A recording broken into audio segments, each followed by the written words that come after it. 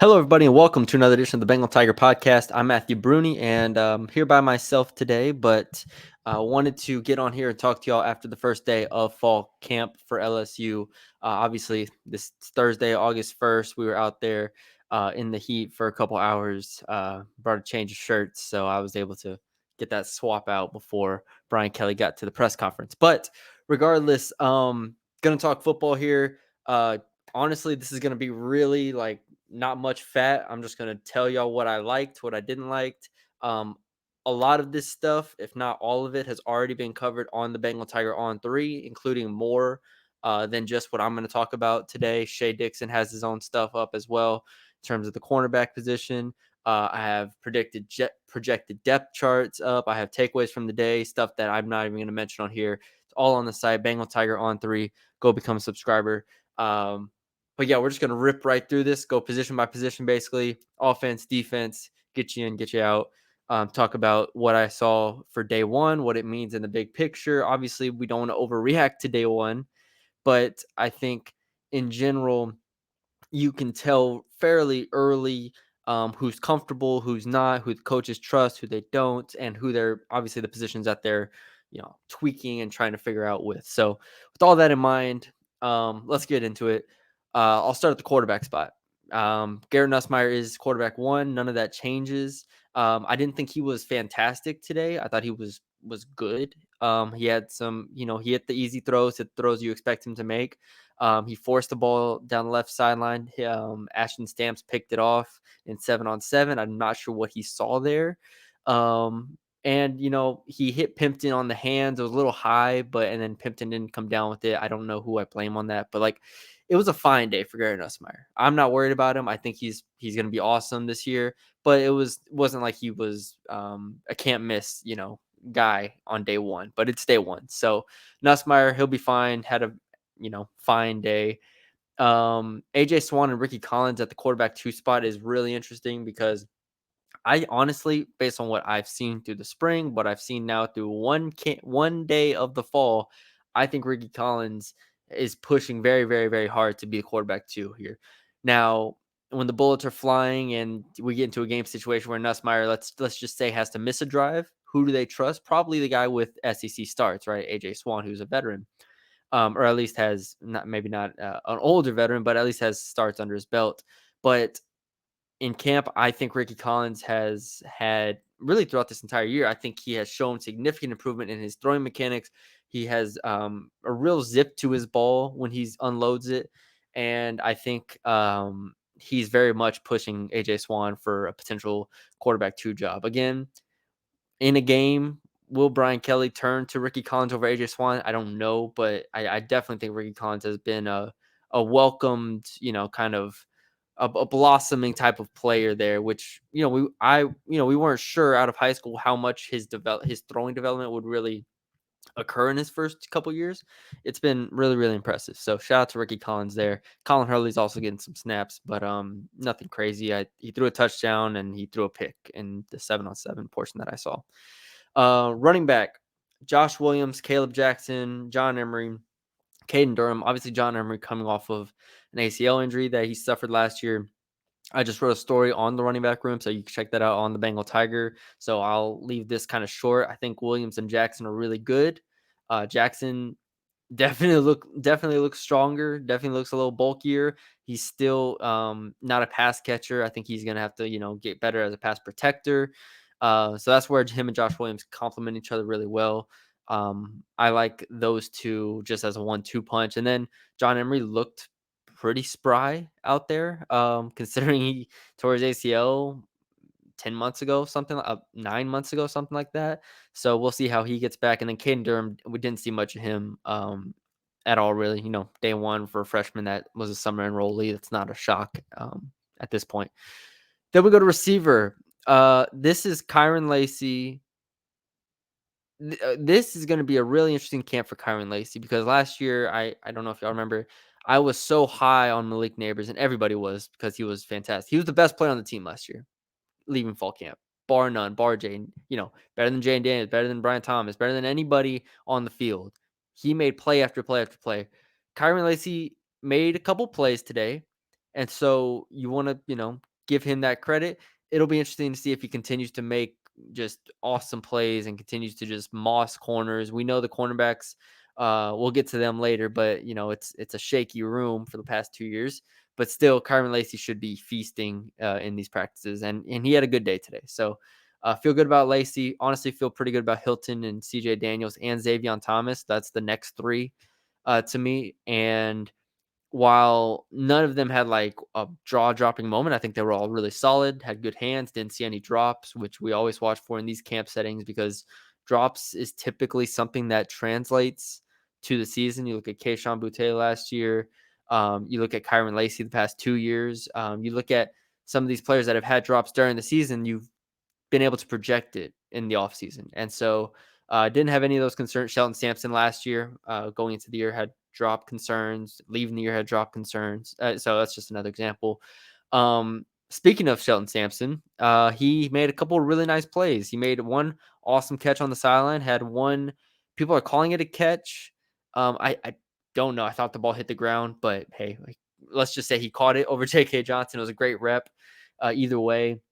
So you're looking at a guy that now is coming into his body, should be more comfortable with his hands. And I think Sampson will be fighting for that. Like all these players that I'm about to name are, to me, fighting for that. Like, it doesn't work this way, but like the fifth best receiver on this team. Like that's how I look at it. Like Sheldon Sampson, Kyle Parker, and I know like Aaron Anderson plays a different position, right? But Aaron Anderson, Kylan Billio, like those guys are all competing to be the fifth best receiver on this team, which is not a slight. This is a good receiver room. But like Sampson had a good day. Kylan Billio had a really good day. I thought he looked the part. He lived up to all of my expectations as a freshman stepping in there and in his first fall camp practice. So Samson Billiot, Anderson got a ton of snaps. Looked fine. Kyle Parker got a lot of snaps, looked fine. I think those two kind of, we know what they are at this point, whereas Samson and Billiot, I think the ceiling's higher for both of those two. So we'll see. Ibieta was out there, looked fast. Watkins was out there, looked fast. Nothing crazy from those two. Let's go to tight end. Mason Taylor. Again, nothing jaw dropping there. He had a couple catches. Didn't, I don't expect camp highlights from Mason Taylor. I expect him to be very reliable when the games start, and as a blocker and a receiver. So Mason Taylor's there. But the next group is really interesting because Mac Markway gets a lot of snaps, but obviously he's not as much of a receiver as these other two guys, which is Kamori Pimpton and Trey'Dez Green, who both of them did line up. They have their reps in the slot, but then they also line up off tackle as a true tight end. We saw Trey'Dez Green getting some of those like inline blocking reps just to kind of see where he's at right now, and it's still not, I don't think it's ever going to be really comfortable for him. Same with Pimpton, but if they can at least get to being like a B- at blocking or a C+ at blocking, I think that would just go a huge way in terms of how much they can be on the field. But speaking of those two, Green and Pimpton, I think that's my biggest revelation from the day. Trey'Dez Green, I thought looked fantastic. Trey'Dez Green looked the part of a 5-star coming out of high school that you could tell was a basketball player. You could tell was an athlete. You could tell could do more than just go up and get the ball because he's 6'7". Out of high school, I was significantly higher on Trey'Dez Green than Kamori Pimpton. A lot of people love Kamori Pimpton. I think I had him, I don't remember exactly. I think I had him at like 12th or so in that class rankings. Pimpton to me is not, he's not as good as Trey'Dez Green, and I don't know if it's particularly close. He's still, obviously this is practice one, but even in the spring, I was underwhelmed with Pimpton. Even in coming out of high school, I wasn't as high on Pimpton as a lot of people were, because a lot of the stuff was just catch radius stuff where he has an awesome catch radius and he goes up and catches the ball over people. That doesn't work all the time in college football, right? You have great athletes, you're getting bumped, you're getting pressed, you're getting, those type of throws just aren't as open as they are in high school. Those were my concerns. Trey'Dez Green has the route running, he has the athleticism, he has the speed, all of those advantages over Pimpton. I think Green's a better player than Pimpton. Pimpton had a very, very average day to me. Start fall camp. Can he turn it around? Sure. Do I think he's going to get on the field? Yes, I do. I think he can, potentially catch the ball and maybe make some plays, but he's just not quick enough to me. And I think Trey'Dez Green is significantly better prospect, but also at this point, he might be just a better player, flat out. To the offensive line, there's not, I mean, there's nothing really new here. This is the most stagnant position group that you will get when talking about LSU's fall camp, because it's Will Campbell, Garrett Dellinger, DJ Chester, Miles Frazier, and Emory Jones. That five is not changing. That five is working together. That's the starting unit. Second unit also is not going to change very much, unless if Weston Davis comes in, the 5-star offensive lineman comes in, offensive tackle comes in and shakes things up, which he could. But at this moment, Tyree Adams, Paul Mabenga, Cohen Eccles, the right guard spot's kind of shaky. I will say, Christian Stamps, Ashton Stamps' brother, I believe, gets a lot of run at the right guard spot. You have Ethan Callaway, who was an early enrollee, who I think will get some right guard run, and then you have Bo Bordelon at right tackle. So the depth of the offensive line, I don't think is like great outside of Tyree Adams. We'll see if Paul Mabenga and guys can play, but overall, you really just hope this offensive line stays healthy for the most part, and you don't have to go too far beyond Tyree Adams. All right, let's flip it to defense. Good, I got that done in about 10 minutes. All right, let's get a sip of water and talk about this defensive line. Let's just start on the edges, because that's the positives. Those are the guys who I think are going to be really, really good for this defense. And Blake Baker is going to have to implement those two being really aggressive. So Savion Jones, a defensive end, I think he's going to be a fine player. He didn't. He didn't do much. Like today was a spider. They don't have their full pads day. I probably should have prefaced that at the start. It's not a full pads day. It's spider pads, which means you have some light pads on. You have some light, you don't have shin pad or not shin, but thigh pads or anything like that. So it's very much like, you're not getting into the meat of practices. Let's just say. But Savion Jones looks the part. I think he's going to be quicker than he was last year. Braden Swinson was not there at practice. We didn't get an update on that. I'll try to get that one. I'll try to see what we can find, unless if I missed it. He was not there, so Deshaun Womack started at one of the edge spots. Parashan got a lot of run off the edge. I think when you look at the defensive end spot for LSU, these have to be guys that not only can get after the passer, but can be used on all three downs. They need to be able to stop the run. They need to be able to help out the defensive tackles position. They need to be help out the linebackers and, potentially secondary that can't do much. There's a lot on these guys' plate, and it'll be interesting to see how much they can carry this year. I think Savion Jones is going to be really good. Swinson, Womack, Shan, that's the big four. We'll see what Gabe Relaford can do, because I think he's awesome. But he has a lot of competition in front of him. Obviously, as a freshman, it's kind of tough. Defensive tackle, Jacoby Guillory and Gio Paez. Those are the two starters. I think those will be the two starters against USC. I don't think we'll see much shake up there. Those are the two most experienced guys. Those are the two most, those are the two SEC bodies, I'd say, in terms of, you can tell they've been in a weight room for the past 5 years at a college. And so Paez going into his 6th year. I think Guillory's going into his 4th year. Both have experience. Both, I think, are going to start. Then you get to guys like Kimo Makinyole and Sean Washington. And I didn't see much Dom McKinley today. I'll have to go, check that whenever we get our next media availability. But I didn't see much Dom McKinley. JVR Suggs will be in the mix as well. So it's just overall, I'm going to be blunt. I don't think the defensive tackle spot is a strength, and I don't think I'm breaking any news here when I don't think it's going to be a good unit. You just have to kind of figure it out this year. You just have to try, and you hope Bo Davis can come in and help and develop and whatnot, but you just kind of got to figure it out this year. We'll see if they can do that. But ultimately, yeah, defensive tackle, that's the rundown there. Linebackers, Greg Penn, Harold Perkins, the two starters, that's not going to change either. We expected that going in. That is the case. Then you get to the Weeks brothers behind them, and that group of 4, I think you have to feel like is the most reliable unit on the defense. I didn't talk about the defensive ends, but the linebackers, you know what you're getting from Greg Penn. You hope you know what you're getting from Harold Perkins. Harold Perkins obviously put it on some weight. You hope he can take on the run game a little bit better. You hope that he's able to rush the passer in a similar vein as he was 2 years ago, and even last year at times as well. So with those two, your linebacker core room should be set. Then you get to the Whit Weeks aspect of it. Can Whit Weeks blossom into a guy who is comfortable being on the field for more snaps this year than he was last year?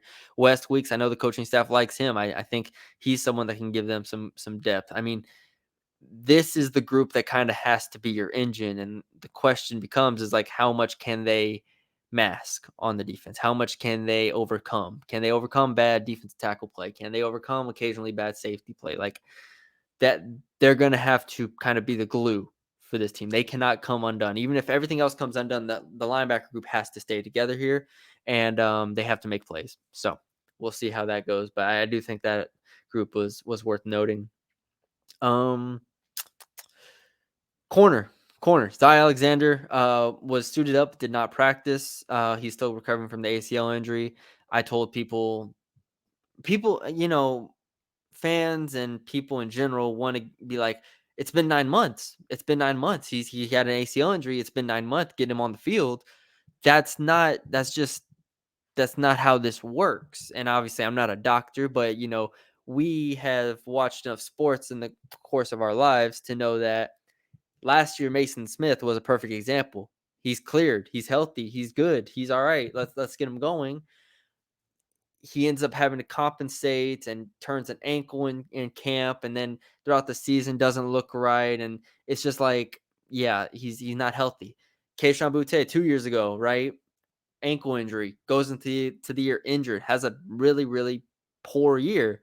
Give him another year, he's making some plays at the NFL level. Like some of these injuries just take like another extended amount of time to get over mentally as well as physically and get back to where you were. And that's where I have hesitation with saying Zy Alexander's going to start game 1 for LSU.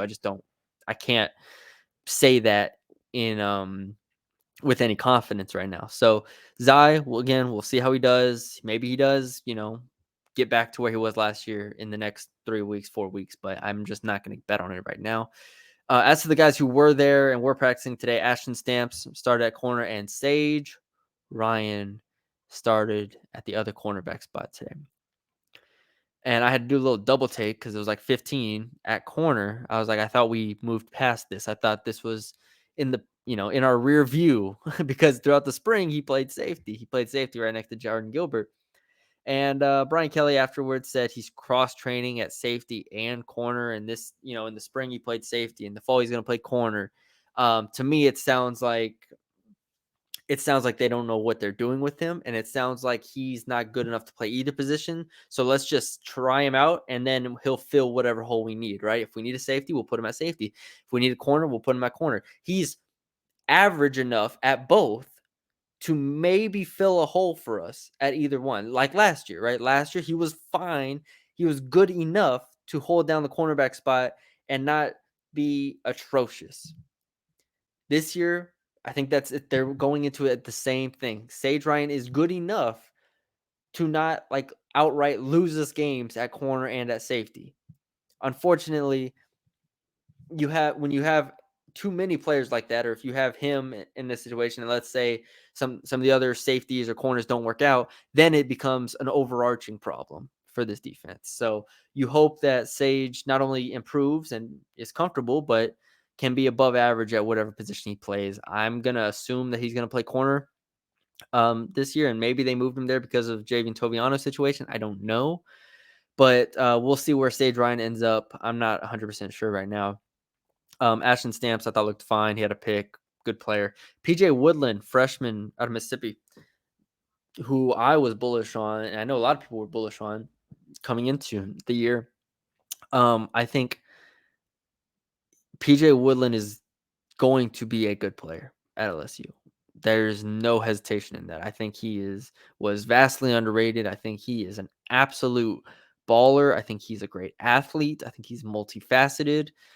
He made an awesome interception today where it was like over the shoulder, like the ball was like coming. It wasn't just an over the shoulder catch. He was like jumps in the air and snags it over the shoulder, and it was an incredible play.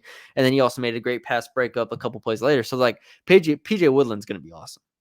the question is like, do Brian Kelly, in my opinion, and a lot of college coaches don't trust, freshmen immediately to go out there and play. And you kind of got the sense of that in the press conference where he pointed out one of the mistakes PJ made.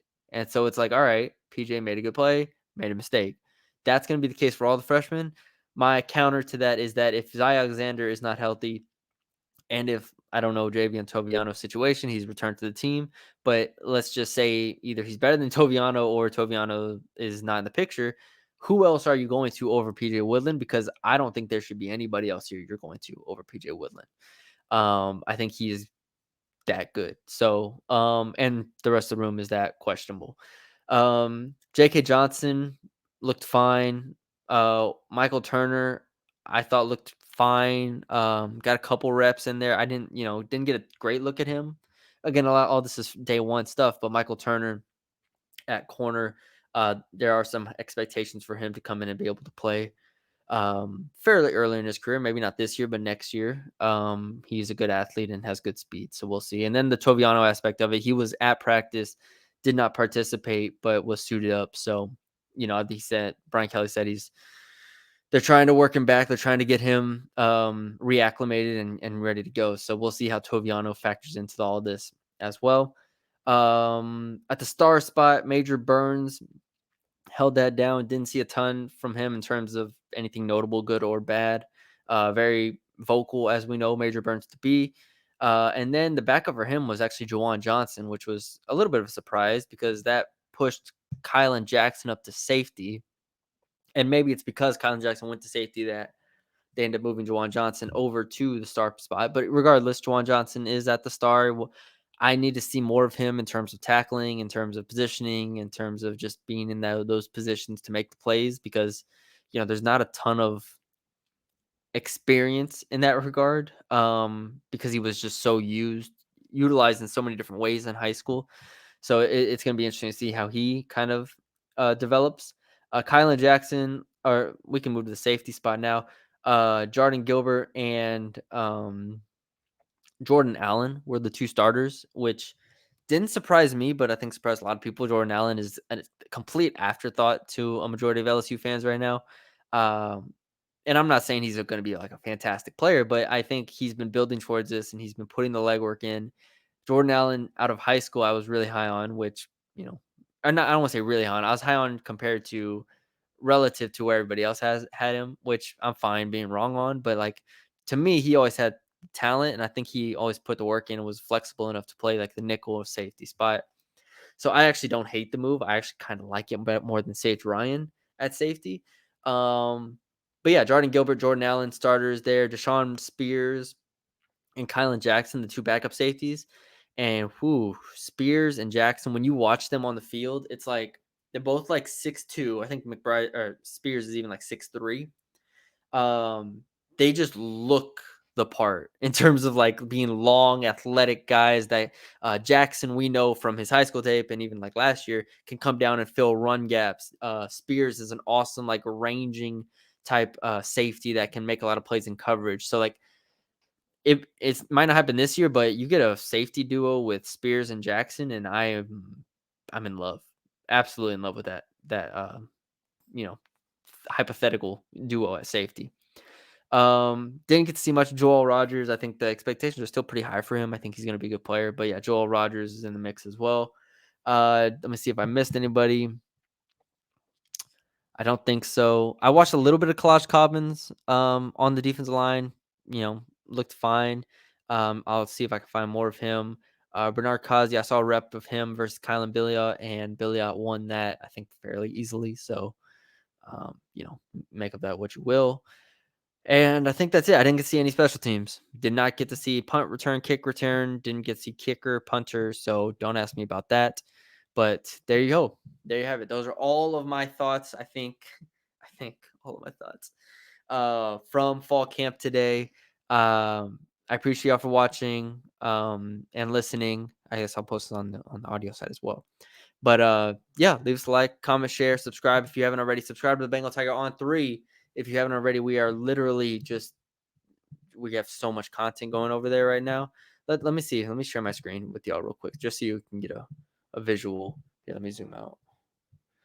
Oh, is this the desktop version? How does this work? Here we go. Yeah, this is all from today. Obviously, all from today. Just a lot of football stuff on the site. So be sure to check all that out. We appreciate y'all for joining us and supporting us along the way. We'll have a lot more podcasts and content going up throughout fall camp over the next month. So stay tuned. I'll get Shay back on here and we'll be talking ball. As always, we'll get back to our 3-4 times a week podcast schedule. So stay tuned for that. Put a little notifications. You can tap the bell, turn on notifications for us, and we will talk to y'all later.